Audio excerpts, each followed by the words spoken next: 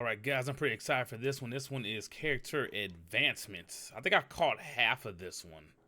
I gotta see. Ugh, so sick of these captions coming on by themselves. My boy Sean Tracy. Hello there. Hey everyone, it's so good to see you all again in person. Thanks for coming out. So I'm Ian, I'm the art director for Star Citizen. Who's this, We're Board going to Gamers kick brother? off the first ever day 2 of CitizenCon by talking about some of the awesome work done by the character team. All right. So first, let's talk about life in a frontier system like Pyro and how this influences the character designs. So we wanted to create something unique compared to what we've seen in Stanton already. We wanted to give a wider visual palette and a feeling of historical age between the different solar systems. So this chart describes the fashion pillars for humanity. We can see where all suits, armors, and fashion items should belong. In terms of material use, manufacturing technology, and novelty. So you can see Earth fashion on the left, Terra fashion on the right, and frontier fashion right in the middle with a little bit of overlap of Earth. So essentially, frontier fashion is function over form. They are repurposed and repaired, and generally are misfits rather than sets. Outfits are purposeful by having storage solutions. This implies survivability along the frontier. Function over Okay, drip. let's take a look at some of these assets in the game.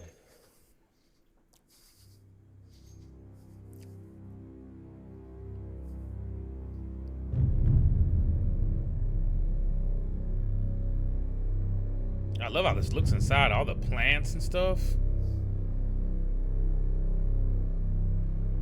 Kind of tough ass walk is that? You want some, mate? You want to fuck with me, mate? He got a stick in his ass.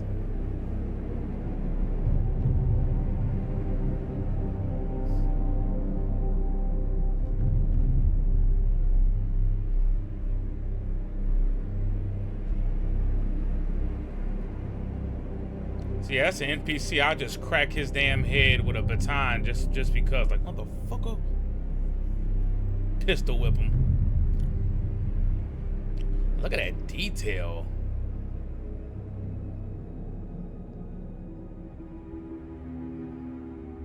Got the homeless folks in here and shit.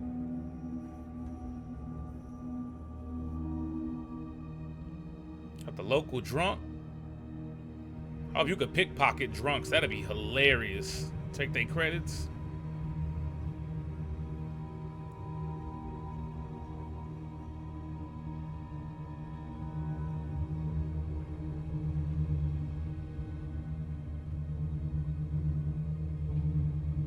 Bro, that detail is insane. Damn near see the stitches. The hell he got on back there? The fuck? Oh yeah, people gonna be mean mugging you like that in Pyro? Yeah, I definitely want to get on bullshit.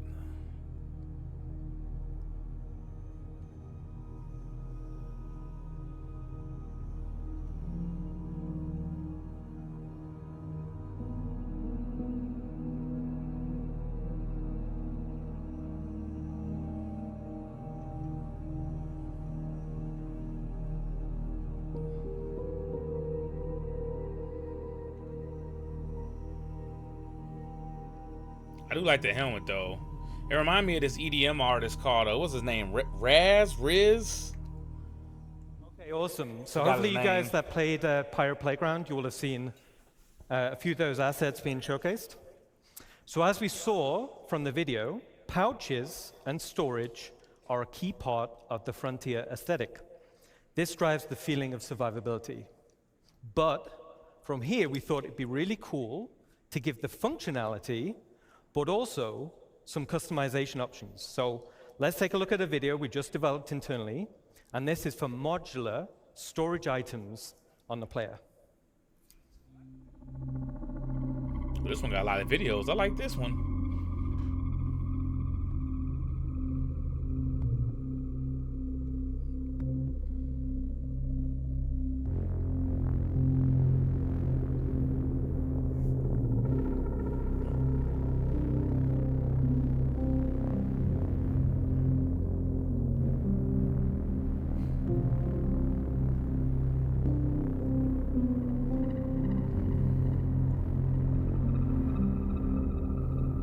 got pouches like this in real life too. Especially when you go hunting. Some of my hunting gear, you could, strap it on, have it on your hip, on your belt buckle. Not sure about the arms, but I'm pretty sure you could.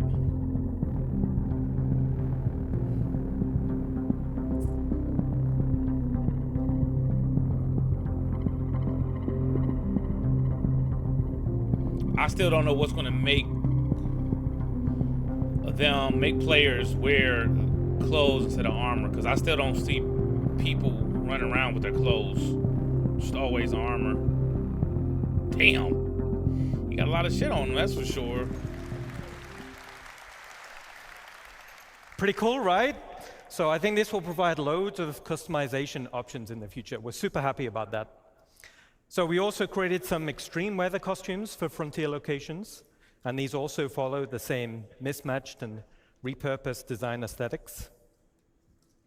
Oh, I could finally be Luke on Hoth. Now we've also been focusing on achieving a higher Rez, visual benchmark. that's his name, Rez. So this is all driven You by look our up new Rez's helmet Layeblend or D2 glasses. shader, and its his glasses remind me of this texture helmet. library. And we focus on more consistent wearing between 0 and 100% It's like values. a futuristic So Tusken to Raider. showcase this, let's look at a quick example asset. Hell yeah, I love all these examples.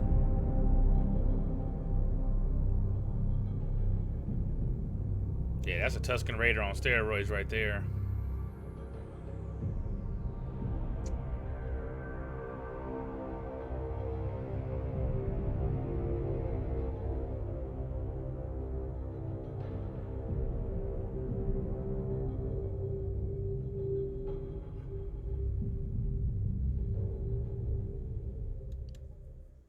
All right.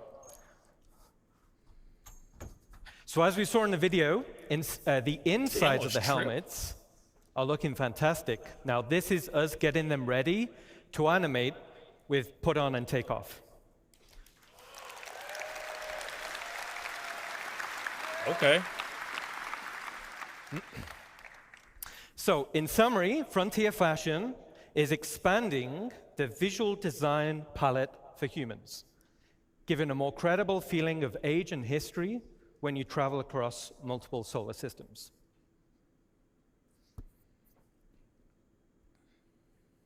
All right, now let's talk about something different.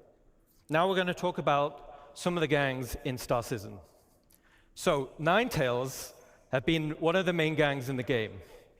So far,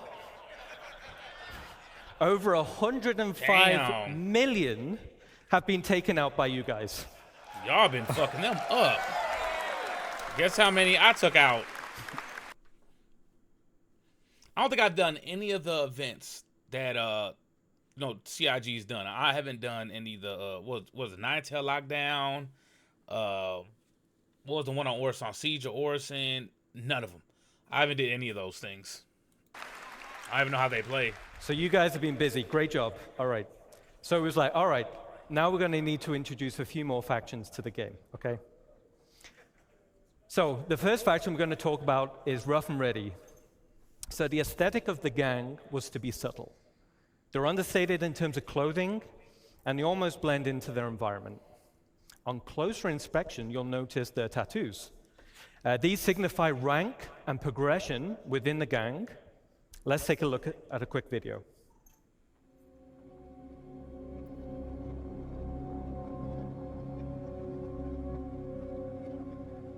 I like their logo.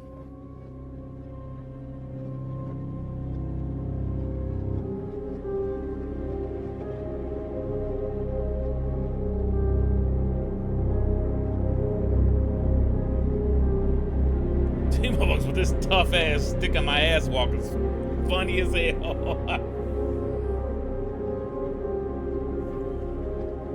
Why's my damn cord keep getting stupid?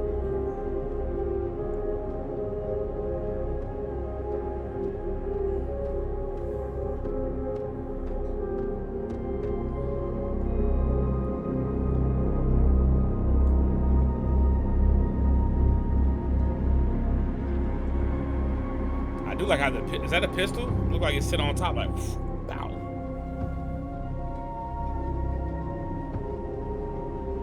Burn before what?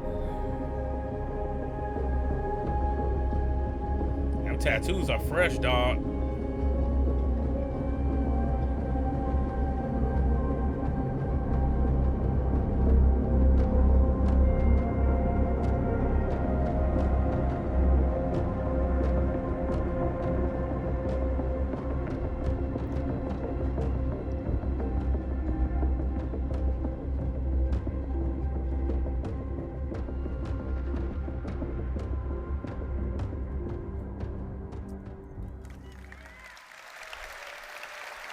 That'd be cool. You got to get a tattoo for reputation. I think they look absolutely fantastic. Okay.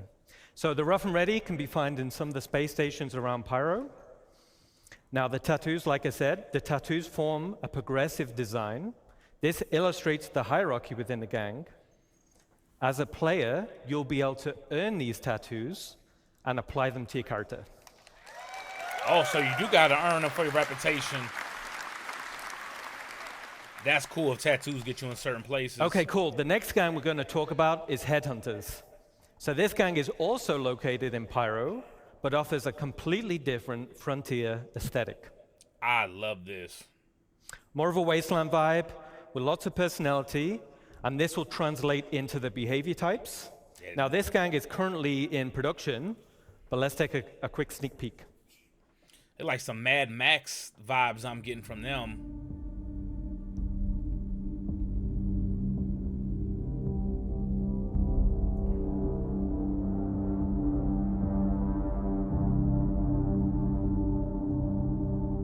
Ain't there a dude on the Hurston shop that looked like this? I haven't played in so long. I may not know what I'm talking about.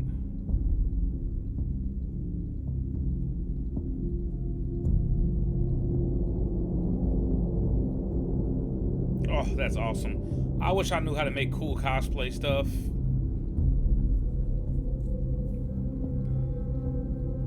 I know Ken Shadow, he knows how to make all the cool stuff. Like, I'm always so jelly when I go to CitizenCon and see his armors.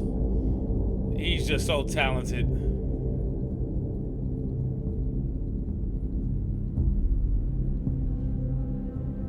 Oh yeah, I hope they make this helmet lootable where you just ain't gotta go buy it. You gotta steal something like that.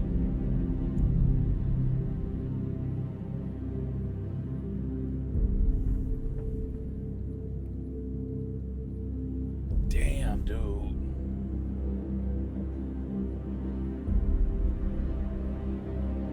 Whew. Man. It's like, you would think CIG would get left behind on how long the development was, but it's like they keep up. They keep staying at the top. Like,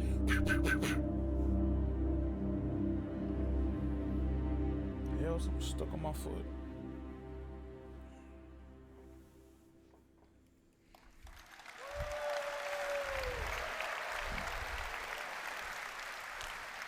Okay, so cosplay competition next year. I can't wait to see what you guys come up with. All right. That's what I'm waiting for. That's going to be lit. All right. So they're looking awesome. Now, the last gang we want to talk about is Dusters. Oh, we've seen them since 2016. So Dusters are a criminal gang specializing in mining-related crimes.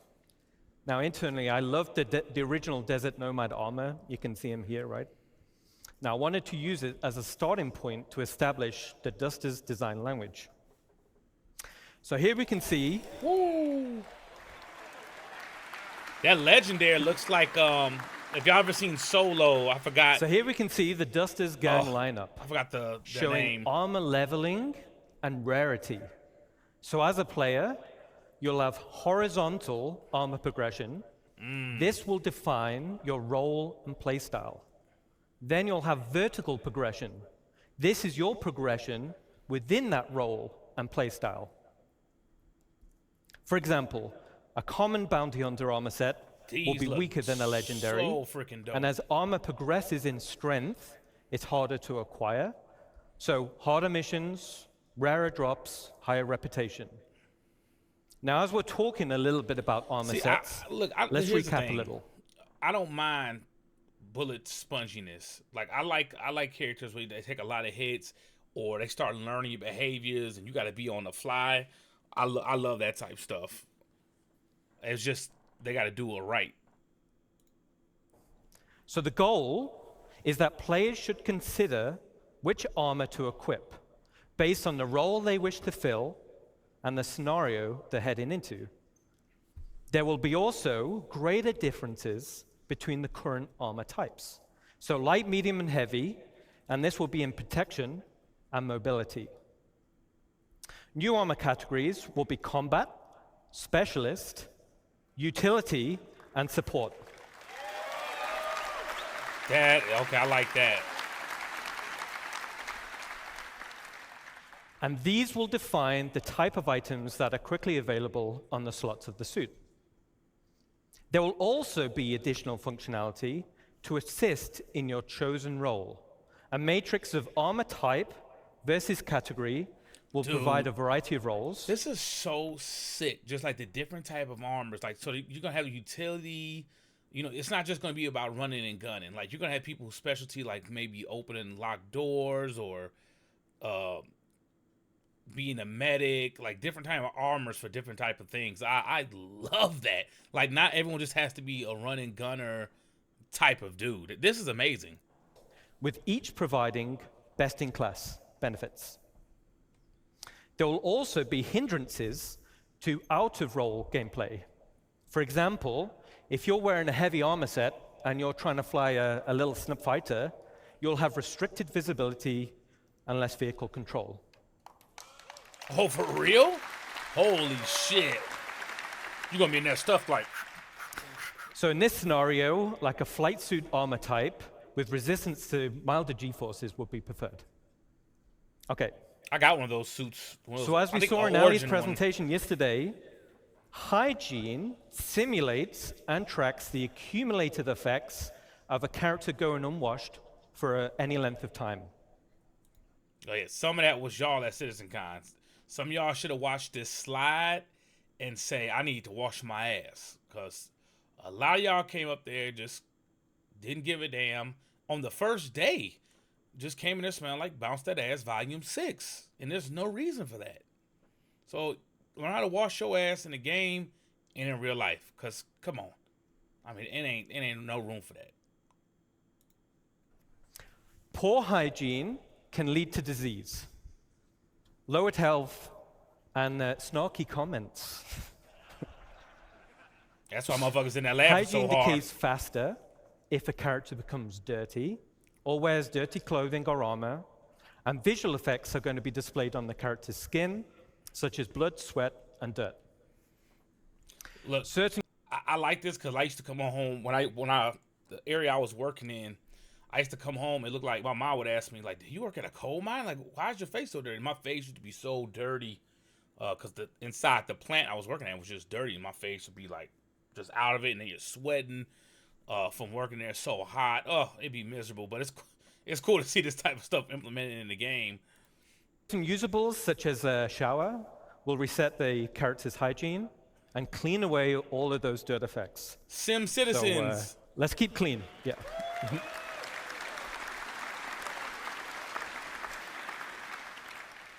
Okay, so that covers a quick recap on armor sets and hygiene. Let's get back to a video showcasing the dusters. That disease is gonna be wild for not washing your ass. Oh, damn.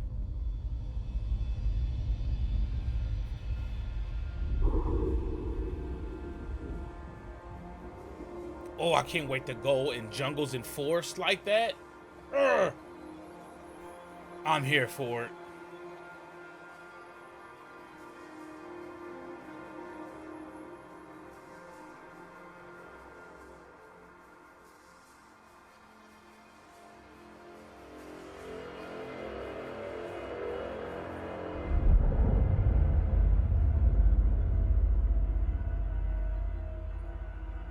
Ooh, I like that.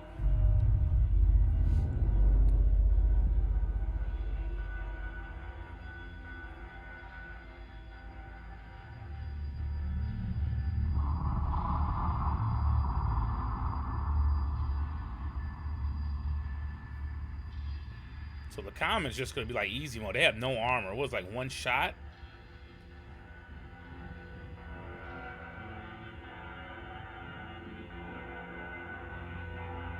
Yeah, they're gonna get wrecked.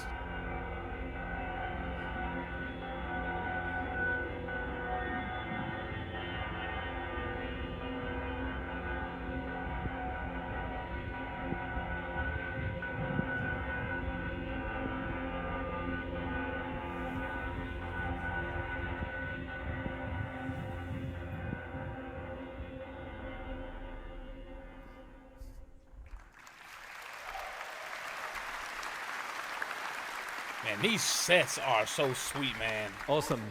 So you'll be able to find the dusters scattered around various derelict settlements and wrecks in Stanton. See, I was wondering why we didn't see the dusters, because like I said, they've been around since the first CitizenCon I went to in 2016. And I'm like, man, where do these dudes go? I don't know if we weren't going to see them until we got to the Lear system, but it took a long time to get them in there. Now I know why, because they made different, like, variants of them. So that's pretty cool, instead of just, like, one standard duster. And the dusters will be available Q4 this year.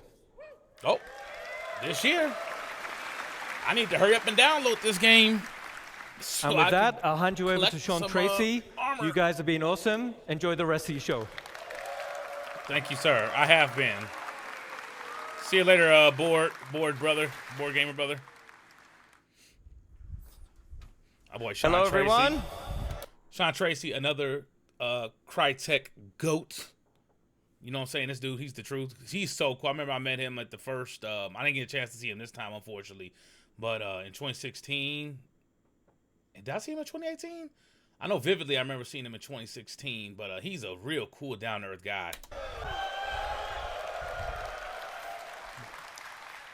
All right, so I'm Sean Tracy. I'm the Senior Director of Tools and Tech Content here at Cloud Imperium Games in Los Angeles. Where's Steer this war, Sean? God damn it. So today I want to talk about Starcloth. And Starcloth was initially unveiled at a previous CitizenCon kind of in an early stage. So it's now rolled into full production, and it's used in both Squadron 42 and Star Citizen. So it's going to be seen on more and more assets like some of the great art that you just saw. So what's really cool about it is that it's unified with the physical world, whereas before it wasn't unified and was based completely on character movement. Now, it's faster than the previous cloth setups, and in the end it just looks a whole lot better. So today I'm going to cover some of the tech, the pipeline, and we'll see some results. So let's get and see it in action.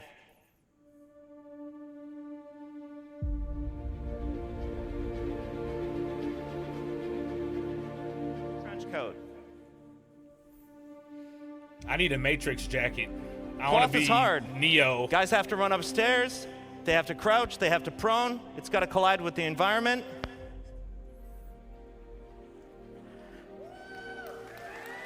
We're going to be looking cool as hell, that's for And sure. even more difficult, it needs to hold up in high-end cinematics.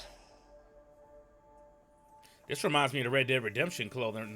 Red Dead Redemption got some good clothing too, but I don't think it's on this level. I need that as a screensaver. Oh, that's so fire.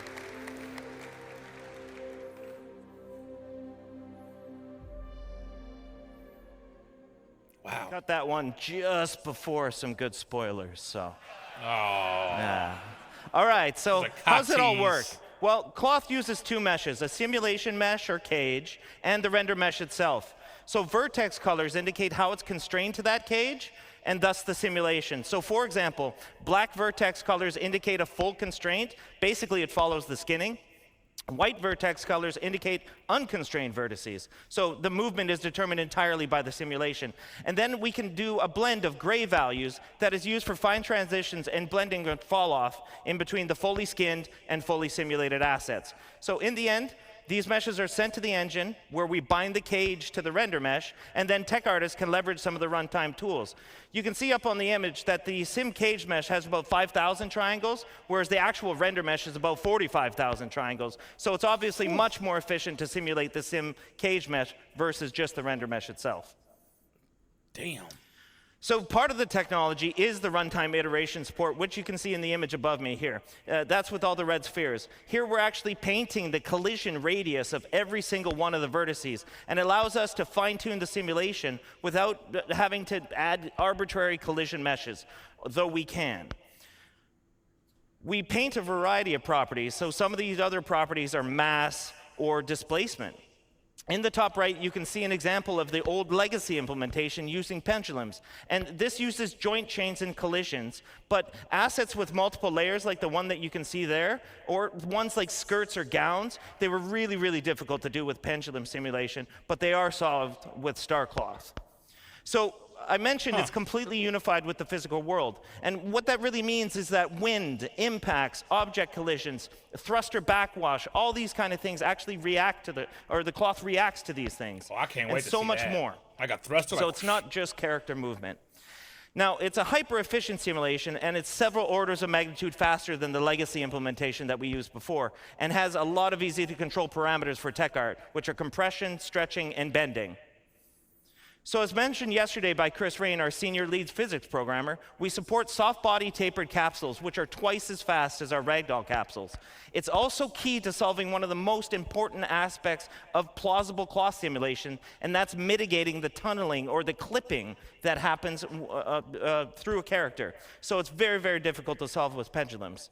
So with all this tech in mind, we can do really complicated assets like the duster and the one I want to show you now.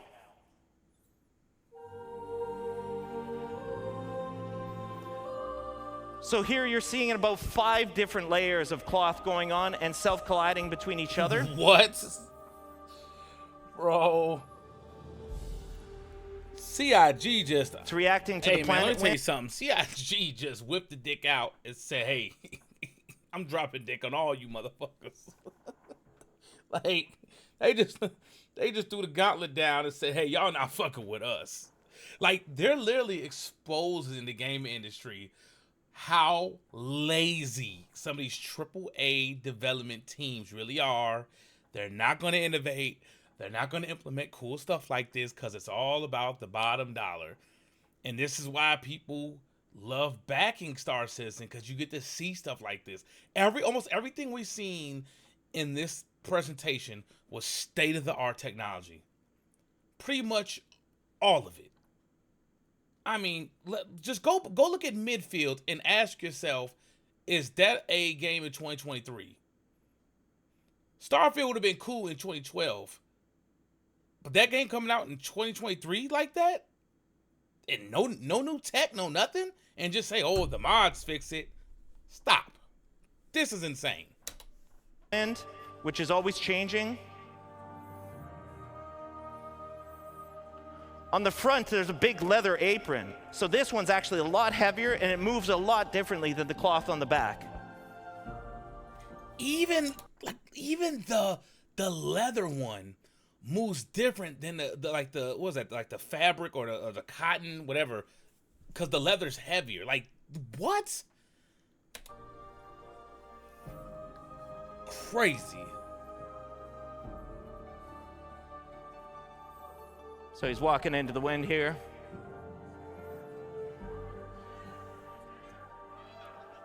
And in the end, as I mentioned, it just looks a whole lot better. Dude, this is like a freaking movie. Good So with that, I Lord. want to hand you off to my friend, Andre Piers, who's going to talk about hair. Man. Thank you, man. Hi, everyone. So, nice to be here in LA with all you guys. So, I want to start with a question, okay? How like many that of you are jacket. actually excited that we're getting new hair into the verse?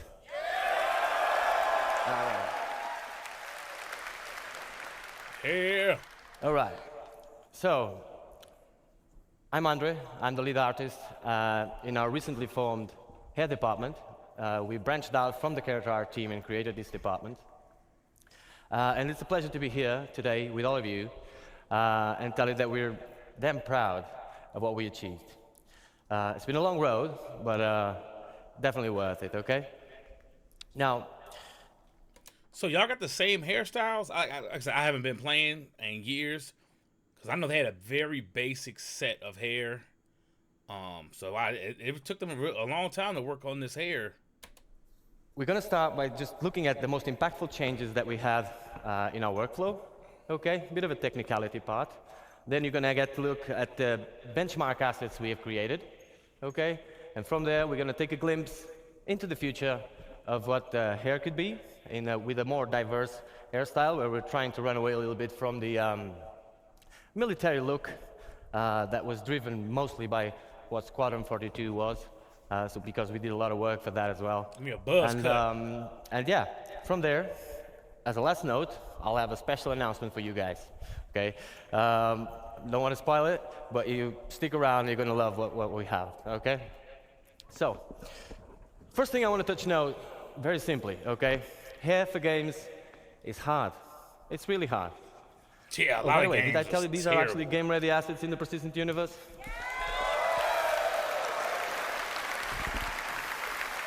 I might get that Fully mohawk. rendered in our engine, okay? Game ready, performant, ready to be shipped, okay?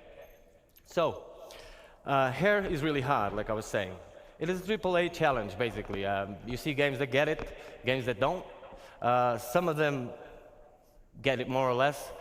Either way, for us, the challenge is the same. We're not different, and the challenge is real. With the scope of Star Citizen, like day-night cycles, all these light shafts, all this, and That's real. There's so many games that struggle with hair. Even like the top developers. Like I know BDO has some good hair. I'm trying to think of some other games that got some good hair. But yeah, a lot of it's like real hit or miss with hair. A lot more misses than hits. I can tell you that for sure. MMO, people running around with the hairs, a lot of motion, a lot of fast-paced movement. Yeah, it is hard. But the best thing is we have arrived, okay? And it's, yeah, clap. It is, it doesn't end here, okay? Yeah. It does not end here, okay? It's the nature of CIG. We just keep pushing the boundaries, but like I Bingo! said, we're really proud of what we're showing you here Keep today. pushing the boundaries. So exactly. let's dive in what we made all this possible, okay? On a high note, on a high level, basically, a successful hair requires 3 fundamental elements, okay? There's the texture, there's the placement, and there's also the shader. If one of these elements fails, all of them do, okay? So it's basically, you can have a great texture, great placement. If your shader is wrong, no go, really. And the same if the texture fails or if the placement fails. So really vital, really important that everything works together. But the good thing is, by breaking down the hair into these 3 parts, it also allows us to actually go deep into each of them and push the quality up. Or like Chris Roberts would say, bring the high fidelity, right? Fidelity. Bring the fidelity. So, on the texture end, there was a lot of changes.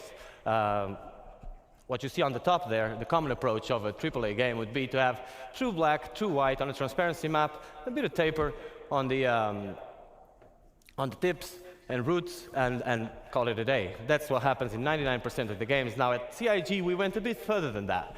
We tested all the thicknesses that were actually reasonable to test, of course, and we came to a realization. The hair doesn't need to be thin enough. It just needs to look thin. We do need it to be thicker enough, thicker than the real life hair, because if you take one of your hairs, you'll see it's really thin, right? So it does need to be renderable. That means if it's really thin, it will be sub-pixel rendered at some point. With the motion and all that, we will get a lot of artifacts. And so that would be a no-go. We do need it to be thicker than in real life. But can we make it look thin? That was the question. So we came to the realization that from hair, or from scalp to hair, and from hair to the background, so these 2 points, the transition points, are the most important ones for the hair. So we aggressively tapered the tips, which is what you see over there, and added a gradient to it. So no longer true black and true white. Now, this is a lot of technicality. You will see practical examples of this, but that allowed us to have smooth transitions and basically achieve the result we expected. On the placement side, we came up with hair libraries, basically. Now, I could be here all day talking about hair libraries, okay? Because I'm a very technical person, and if you see me around the venue, feel free, I'm Andre. You can just come and talk to me about this. I'm not going to bother you all that for 1 hour about this, but I'm going to give you a very quick example that you all can relate. So imagine in real life, you have a construction business, and you could make one wall, one roof, one floor, and one window.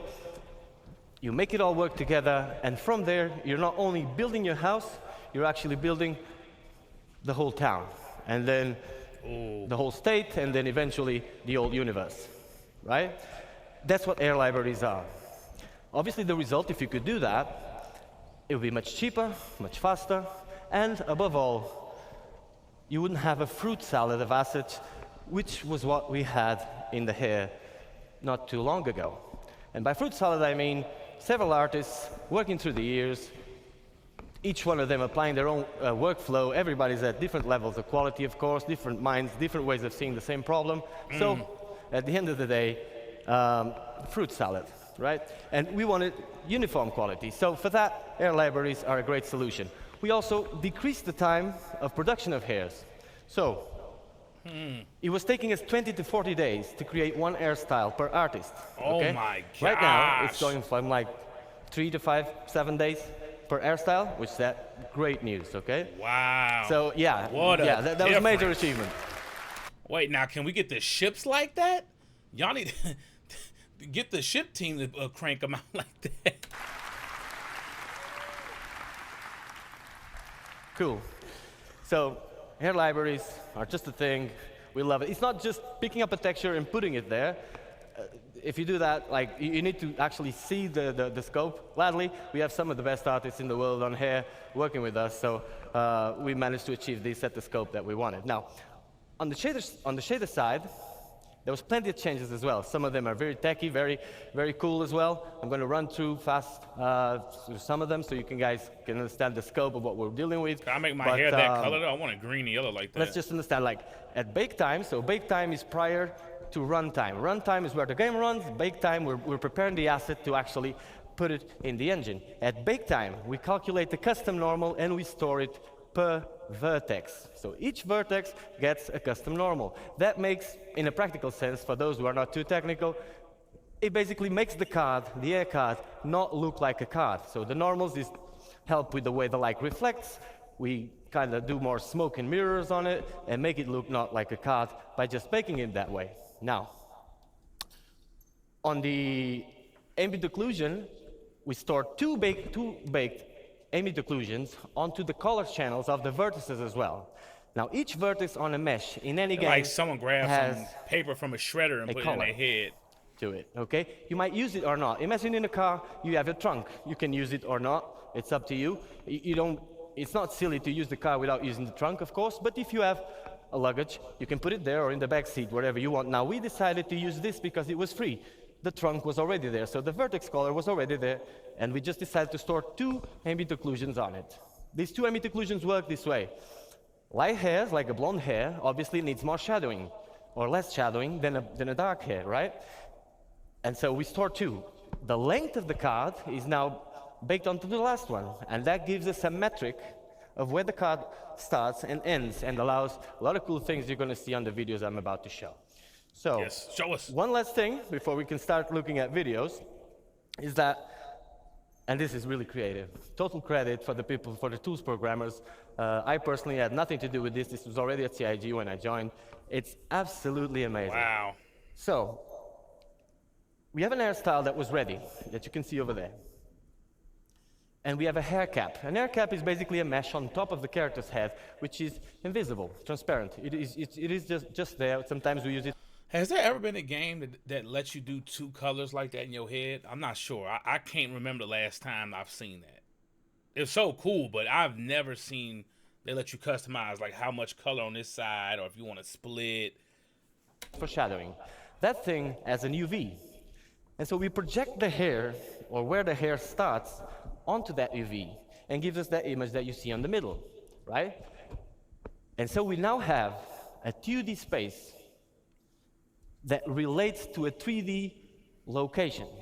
Meaning that if I want to have hair like mine, which is white on the sides and dark on the top, I could just paint this part and get it white on one side and then dark on the top, which is an insane advancement because cards normally are stacked on top of each other. So when an artist is placing cards, if you paint one card to make it white here, well, it's going to be stacked on top of the other and you're going to get spots all over the place and no control over it. So this allows us to give control. And what you see on the last image is the possible result. For example, now I can paint one side of my 2D representation of my 3D space and get this possible result, which is pretty amazing. So That's dope, man. Next video, we're going to take a look at our tools, okay? This is not the way it's going to be exposed to you guys in the character customizer. You'll know more about that later, okay? This is the tools we use we are able to actually create the hairstyles. So let's take a look at this video.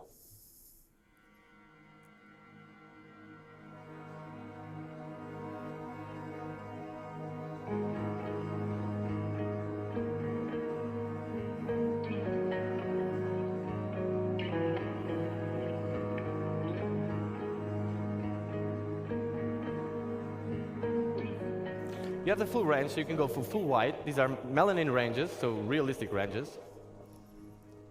Fully white up to black. Dude.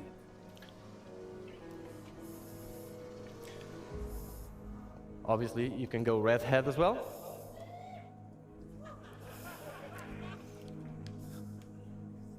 Get out of the way. You also have the dye feature, where you can see all the things we talked about implemented. You can go a bit more wild on this.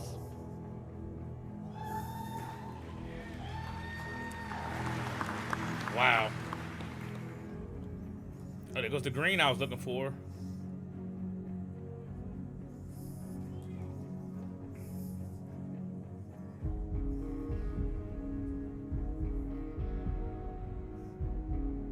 Wow.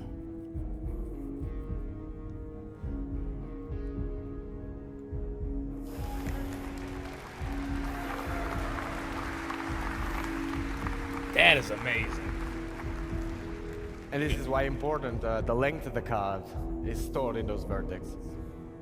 And obviously you can fade it as well as much as you do. So all the possible combinations between the realistic melanin ranges and the dye layer, okay? This is how the occlusion is working, so you can see these shadowings, creating more negative spaces, more structure to the hair. And if you look at the temporal line here, you can see how this pixel depth of set helps us with the transitions as well. Cool. Dude, customization on the hair is gonna be wild. By the way, did I tell you these are actually game-ready assets, ready to go to PU?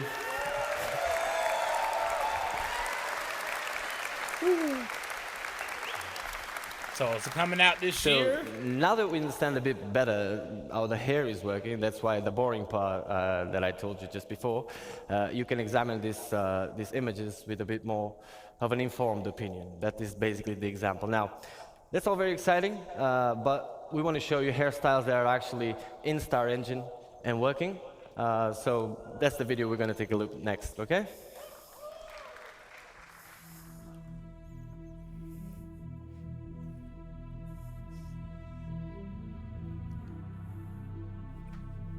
His character kind of looks like this dude I work with. That's the crazy part. Oh, shit.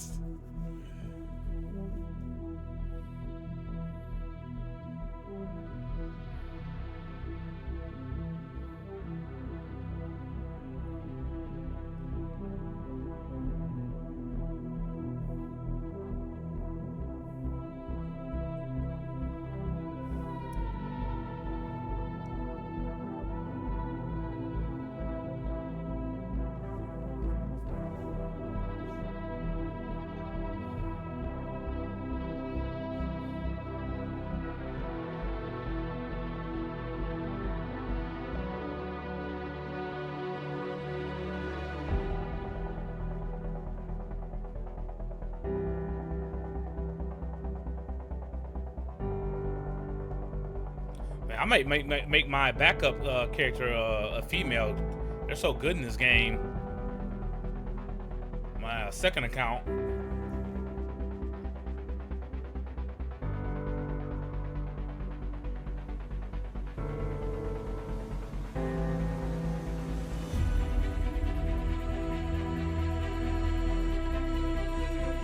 Even the little follicles, that looks good. Like on the shaved on the side, that's a good shaved head.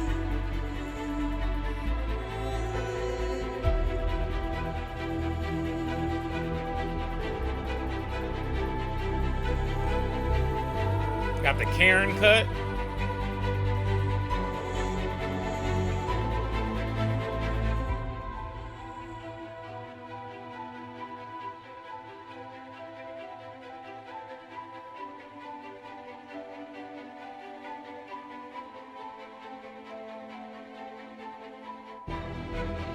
I think I used something like this, something similar to that hairdo, usually when I made my character, the little swoosh.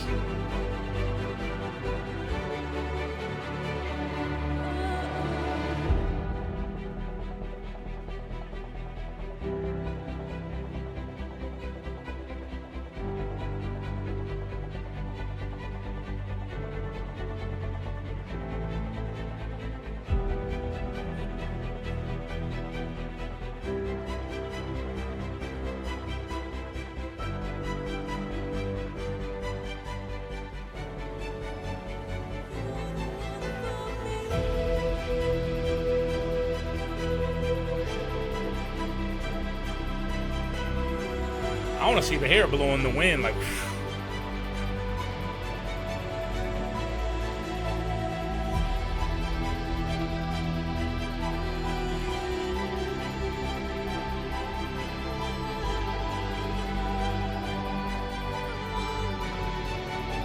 Man, them colors are so good, dog.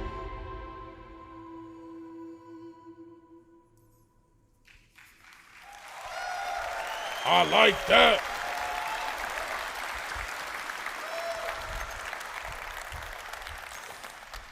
Great, guys. So I can see by your feedback that you really enjoyed the dice, so I'm going to try and direct things that way next time. Yeah, the Pretty guys cool. are fire. Okay, yeah, these are game-ready assets as well. Now, like I promised you, we're trying to make this diverse and get away a little bit from this type of hairstyles you just seen now, which is a bit more military. And for that, Man, look we'll how have the next real video. the Now, one on the right looks. it's important for you to understand if there's any 3D artists, character artists, air artists out there, you will know. Some of the hairstyles you're going to see next are some of the hardest things you can do in hair for games. In a practical sense, if you can do what is going to be shown next and render it at 60 frames per second on an MMO, you can do pretty much anything. Okay? It's our glimpse into the future of what type of diversity we want to achieve. We're not only going for this style, but just showing you that if this style is one of the directions, then the full range will come. I hope you enjoy. Okay. I could be Trey Songz in space.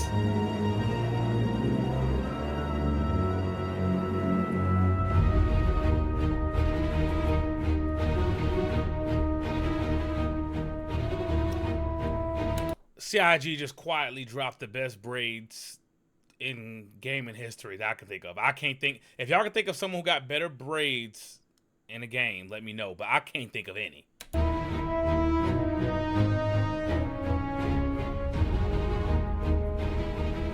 CIG just dropped the best dreads in gaming history. If y'all seen any better dreads in the game, let me know. Because they just dropped the gauntlet on that.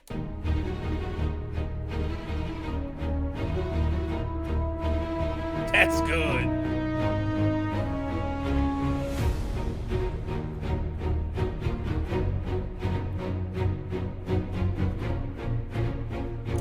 Yeah, those are great.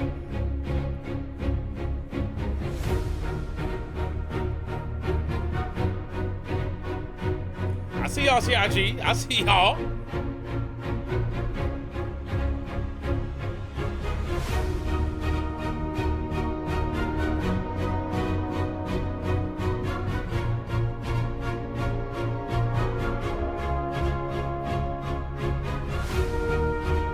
I freaking love this.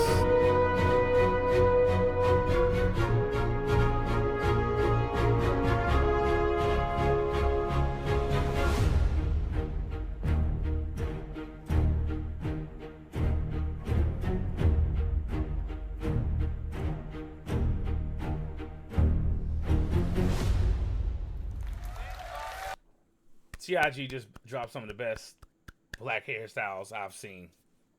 Dope on CIG. Now, a reference point, I think y'all should look back some of the older hairstyles as too. Look at like some 70s, some fros. Looking in 90s, look at you know how they had flat tops in the 90s, fades, or you like said some of that stuff in the 80s, the Gumbies. I would add all that in. The old school stuff, Jerry curls. I throw all that shit in there. Just drop the gauntlet. Like, let them know what's up. Curly hair, some curly black hair. Thank you, guys. Good job, though. Y'all quietly So, just yeah. dropped the best. Like I've been saying, Dreads these and the pictures you braids. see here, they are all rendered as you've seen in real time, depending on the light conditions and stuff. But there is no tricks here. This is actually how it looks. And that's why we're really proud. Like I said, it doesn't end up here, okay? We're pushing this forward. This is just to replace the stuff that was there. I'm pretty sure you guys were tired. Nobody at CIG was happy with what we had. I can assure you that. Yeah. Especially as an artist, right? So, but we finally arrived. Now, we've seen all this. What does this mean in a practical sense for you guys? It's the question you may have. Well, let me tell you really fast. We made over 75 hairstyles since like 6 months ago. On the last 6 months, we made 75 hairstyles. That is a lot. That was possible Hell with all the yeah. changes we made. They're snapping. Yeah. That is a great achievement. Now, we cannot hand them all to you right now. It's very simple. It's very simple. It doesn't end up here at the artist end, okay? After this, there's a tech art pass where they need to skin it. They need to make it work with hats, with goggles, with everything that needs to work, right? So it's a process that takes time, but we wanted to have a certain amount, a quantity that would be enough to replace all the stuff that it's there, give you enough variety for you to start, and that's what we're going to see next. Now, it also tells you when are you getting it. So, as a last note, I'll leave you with this video, and next, Forrest will come here to talk about this stuff. So, let's take a look at this, guys. This guy did a good job on this panel. They all did a good job, though. Into the PU.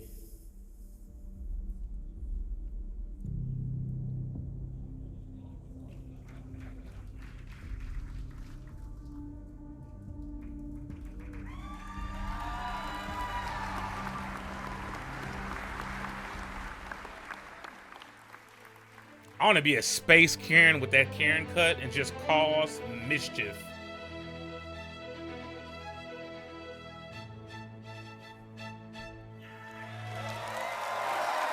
Okay. You know, it's so funny. It's like they said we're not dropping dates, then they were dropping dates on some things. So it's so weird how CIG was doing that. I don't know what's going on, but I'm down with it. I like dates. If they don't hit the date, I'm not going to sit here and go on the forums crying my damn eyes out. So before the year ends, you're all going to get to enjoy these hairstyles. It was a pleasure to be here with you today, guys, and see you in the bus.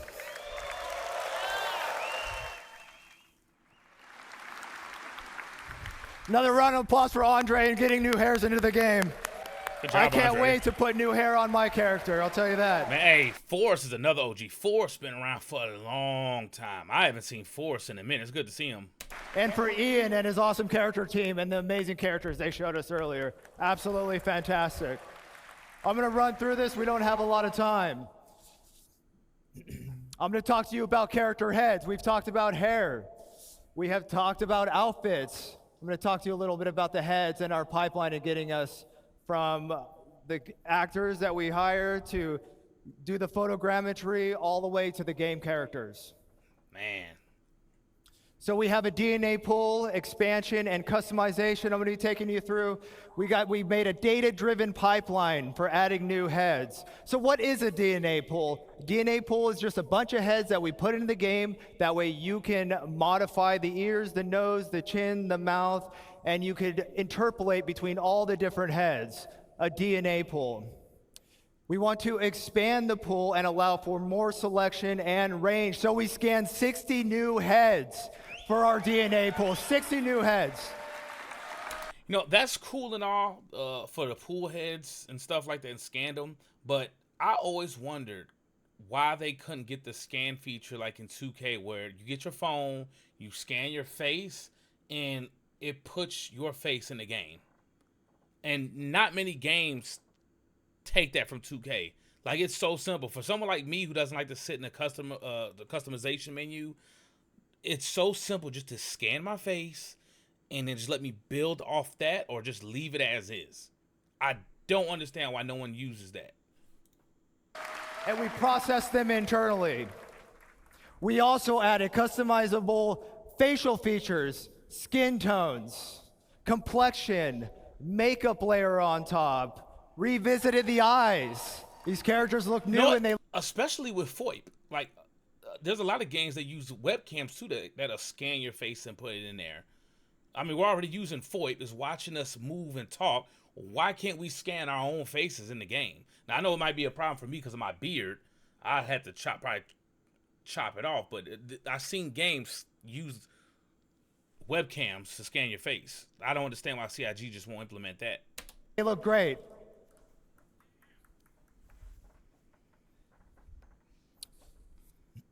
All right. So our current pool, there's the 18 heads right there. But that wasn't enough. We need more. That is our new pool.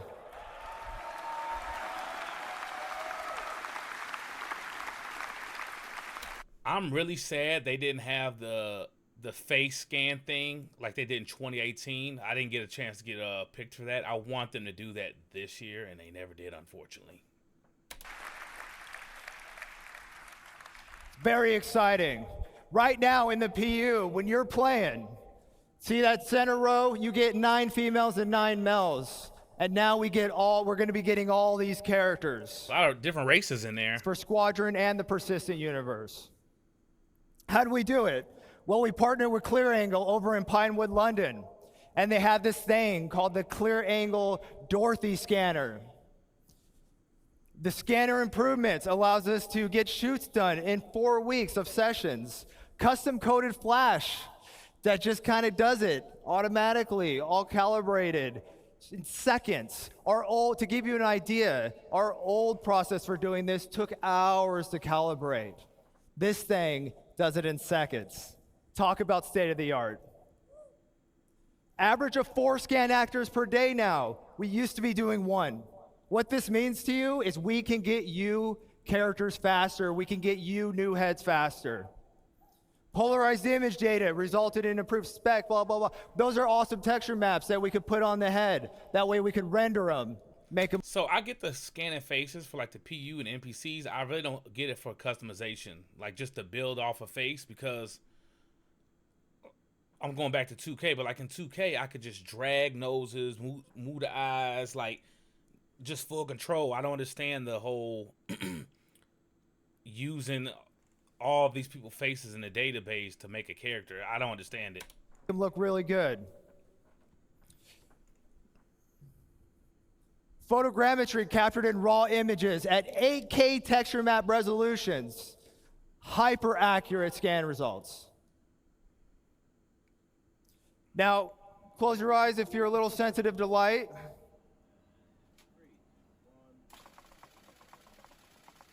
This is the process we use to get the pictures, to build the photogrammetry, to calibrate the cameras. Let me tell y'all something. Them cameras are expensive as hell. Boy. Oh, relax.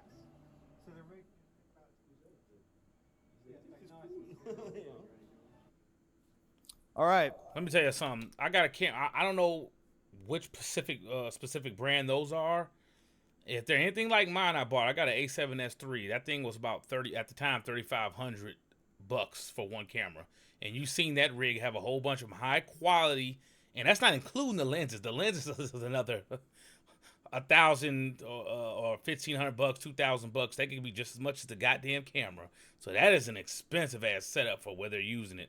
That's why they probably CIG doesn't have their own in house, and they're using another company to scan them faces. Because that setup right there was maybe $150,000, maybe even more. I may be lowballing it. So we got some characters here on the screen. Those are all built using all these things that I've briefly mentioned.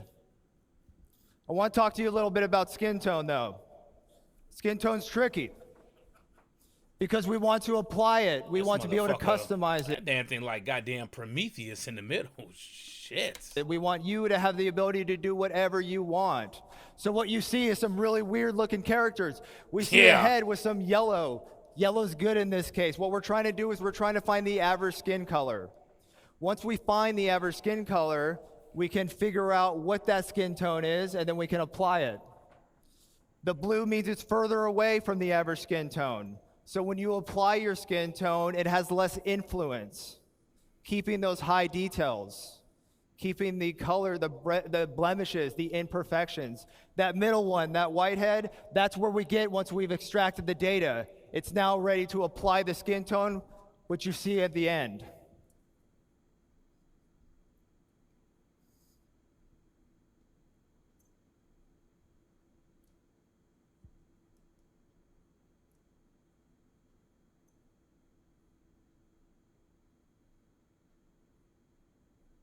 Oh wow, they got LUTs.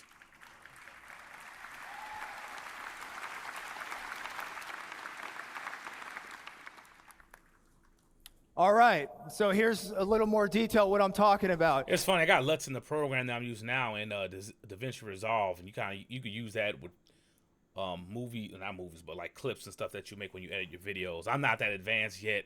I know of LUTs, but I have to get deeper. We into knew it. that we were going to get a pull for these heads, this pool of all these different awesome shapes, noses, ears, lips. But now, with what we're doing currently, you can see that we have calibrated all of our source photos of our actors. And with that, we could figure out exactly what they're supposed to look like. And then once I extract and do the average thing, I'm able to get a value. And that value translates into a skin tone. Which tone and that I'm at. skin tone translates into a chart that you can customize your character with.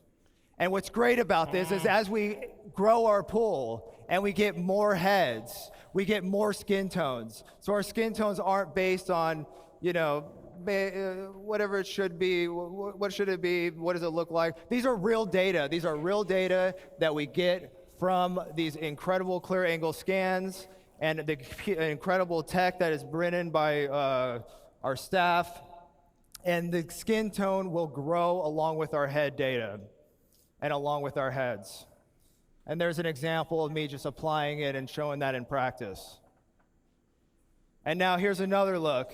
Here's a couple more characters that I put together with this stuff. Wow. And here's what's great about that. I did that with our brand new character creator, character customizer for Squadron 42. Every head you see in here, which will also be applied to the persistent universe, so all heads are in the verse.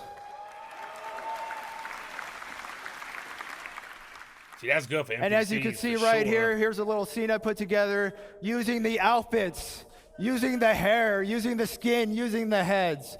And I did that all with the new character creator. And here to show you that, it's a live demo of the character creator. I'm going to bring back my Will good Smith friend Sean Tracy. down there. Thanks, buddy. Give me. Oh, it's awesome. All right, so what's this all mean to you guys? Let's show ya. Where is Theaters of War, Sean? Time for live demo. All right, so I want to welcome you to what the the hell does that sound? Biotic Corp Calliope machine. I love how they look like an 80s like logo popping All up. right, so here you can see we've got the, whoa, I'm getting feedback. You can see we've got two body types that I can select from at any point in Lord. time.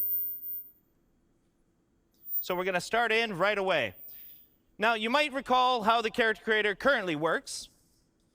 You would have a whole bunch of source heads from our DNA pool. We would select one of the facial shapes, and then we'd blend it up or down, depending on how much you wanted that certain facial shape. Now, this was pretty good, but it's not the most intuitive of systems. So instead, what we wanted to come up with was a much more intuitive way to control this. And what we've now introduced is sculpting mode. Yeah, see, so sculpting, that's exactly what I was talking about. It's quite interesting to know what's going on behind the scenes, and this wasn't an easy problem to solve, but our animation programmers and tech artists and everybody came together, and they figured out a way to basically make it so that from the DNA pool, we are making a selection based on what you want out of it. So it's going on between all the different options. Now, I'm going to start making some changes here right away. So I want to wind up the nose. Oh, You can see, that's see all that I it's all needed. very intuitive. It's fast to use.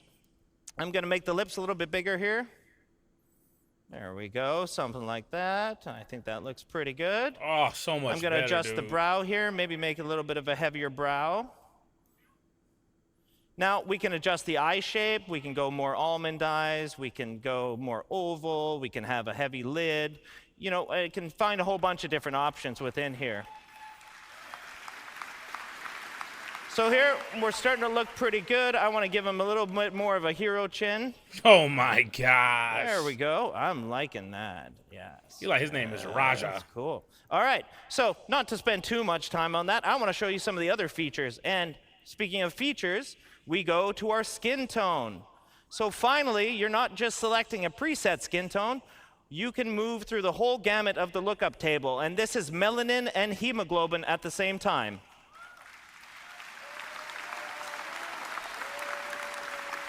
Oh man, I can get my exact skin tone now. So Let at me the very see. top of it, I've got a texture slider. So instead of the whole head sort of selection, we can go between all the different textures. Now, like Forrest mentioned, we're going to have 30 of these for one body type and 30 for the other body type. So here, I'm kind of liking... Now that's one thing I've never seen before.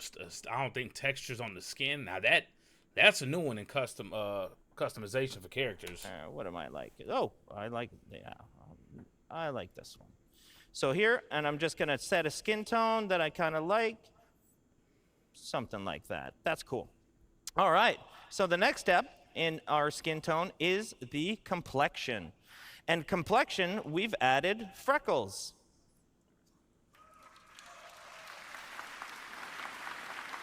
That's cool. I got a couple freckles on my face. So here I'm just blending in and I'm blending out the amount of freckles. Now I've cranked it all the way to the top just so you guys can see it. But for my character here, I'm going to keep it kind of subtle, like this, but quite a few of them, something like that. We've also got sunspots. Now this is, a little more weathered skin. We'll give this sort of look.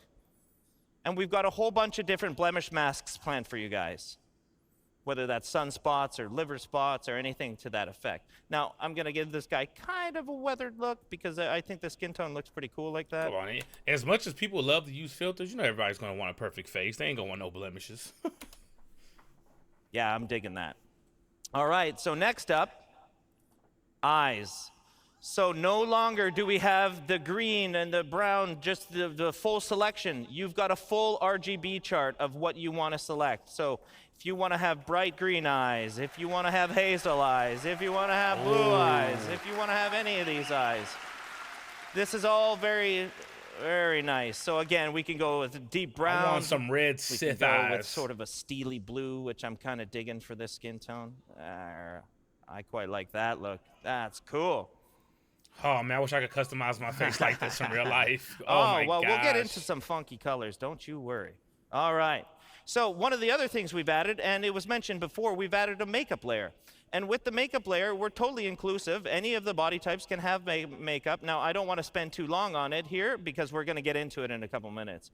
But I just want to show you sort of blending that in, blending that out for this particular body type.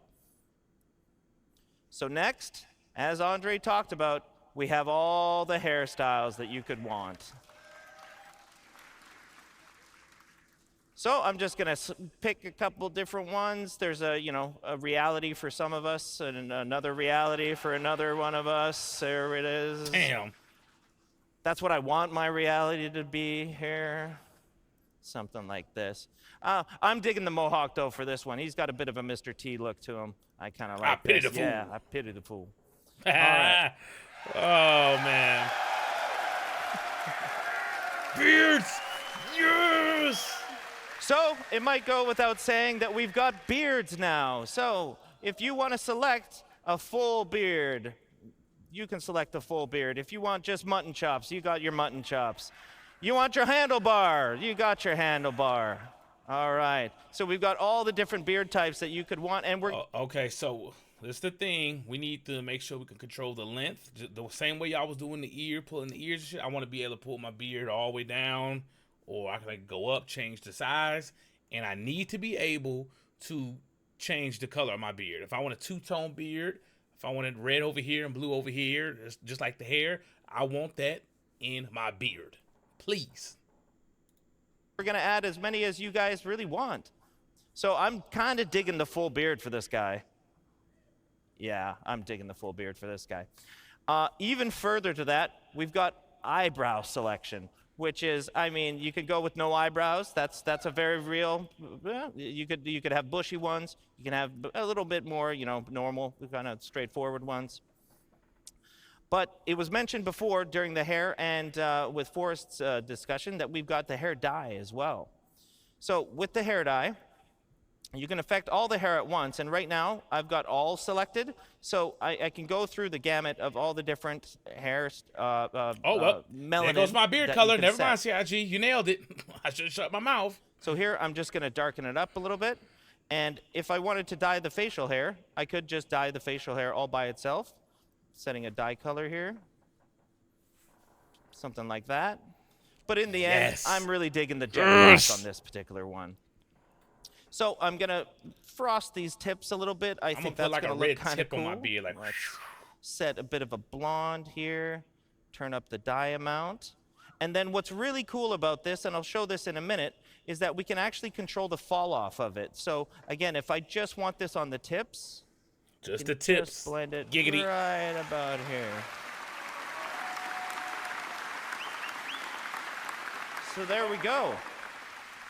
He looks a lot different than how that started, and I think that's actually pretty fun. Now, there's a lot of stuff in here, and I can't wait for you guys to explore it and spend as much time as you want customizing and expressing yourself as a character. So once you're done, you've got to sign off a personal declaration that the physical appearances that the calliope process has allegedly caused are okay with you.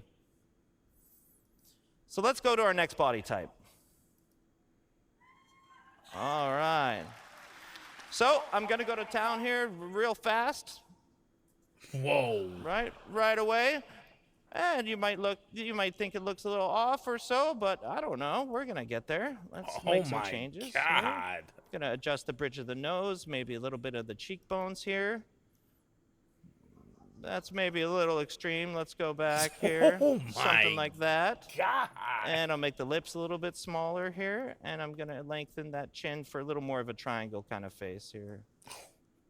So you can see, you can tweak to your heart's content. You can spend a lot of time doing this. And I don't really like the brows. So I like a little bit softer brow for this particular character. That's looking pretty good to me, actually. So next, just like we did before, we go into features. We can do the skin tone. I'm going to select a certain texture here. This just motherfucker ugly as hell. Gotta get going on time here. Let's go. Something around here is looking pretty good to me. She like Sid from Ice Age. All right, we go like... into the complexion the same way that we did before. So we start with the freckles. And I kind of like a real freckled appearance on this particular character. And I'm going to turn down the sunspots.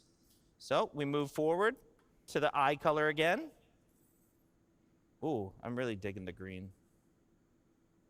Yeah, I like the green kind of look. And we get to the makeup. Now, this is where I wanted to spend more time. Now, I'm arguably not very good at this, but I will do my absolute best to show you guys how you can use it. So first is the eyeliner.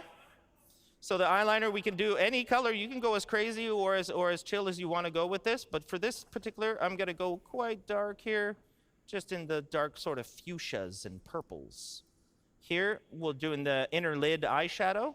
And that, I'm kind of keeping the same theme, I think. Yeah, and we're going to do the same thing with the broad eyeshadow. So again, we can go as crazy. Wow. Or as calm as you want. Has there been a game that does makeup like this So, for the women?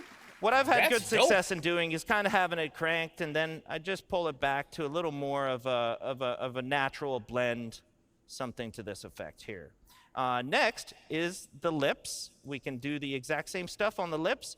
Now, what we have is a whole bunch of different makeup masks, and you've got 3 different channels within those masks. So basically 3 different colors. I think I'm about to that are make my affecting dream different girlfriend areas in of this it. game. Now, for the lips, we can go with the same sort of theme if we wanted, and I think I'm actually kind of digging that. And let's go on the lip liner, a little darker. And then lips are a lot more glossy, so we can increase the gloss there, so that looks a little more like a lip gloss. Yeah, that looks pretty cool there. And then, like I was doing before, I kind of just pull it back a little bit. And there we are. So next, I think we're good. Yeah, I think we're good. I have no business doing that, that's for sure. Oh my goodness. Same thing on the hair. Again, we've got a whole bunch of different hairstyles. These will all be shared between the 2 body types, but for this particular demo, Karen cut, please. we've got the ponytail, we've got the slick back kind of look. There goes the Karen. Yeah, I'm not finding one I'm really digging yet. That's the second Karen Ah, cut. yes, yes, now we're talking. All right, so cool. Now, again, we're fully inclusive here, guys. So if you want facial hair on any body type, you got facial hair on any body type. That is up to you guys. I'm about to make a scary character, boy. I'm about to confuse and make people So scared. on the eyebrows, I'm just gonna leave them because we can't really see them anyways. But for the hair, I really like dyeing this hair a certain color, sort of, something in the darker range. He should have Gonna put a turn beard that on down. it. I like the nice jet black. Look at the makeup bounce out. That looks cool. I'm gonna turn up the dye though, and I'm gonna try to carry my same theme forward here. There we go. And then I'm gonna give it a bit of a fall off, as we can do, so it's just on the tips there. So let's see that in action. That's nice.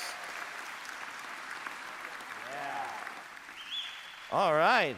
So now, at first, we weren't sure about that character, right? But in the end, I think she turned out, definitely.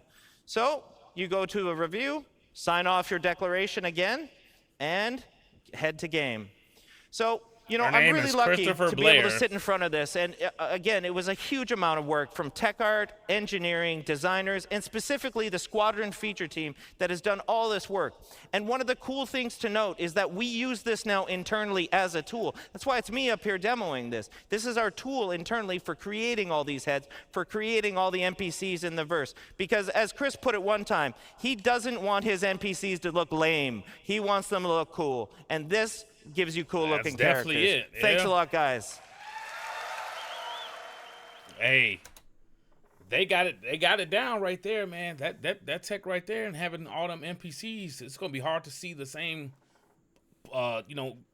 player types or NPC types. It's gonna be, like a very diverse group of people, and just it's gonna be awesome to see all the different faces in game. That's amazing. I'm glad they're doing beards, and they got the braids and dreads. Like, I want to see so many different types of styles. I'm excited. I can't wait to get that in my hand and create my own player and throw a beard on them, because beards should be in all games, and I love beards, obviously. But I hope you guys enjoyed, and I'll see y'all in the next one.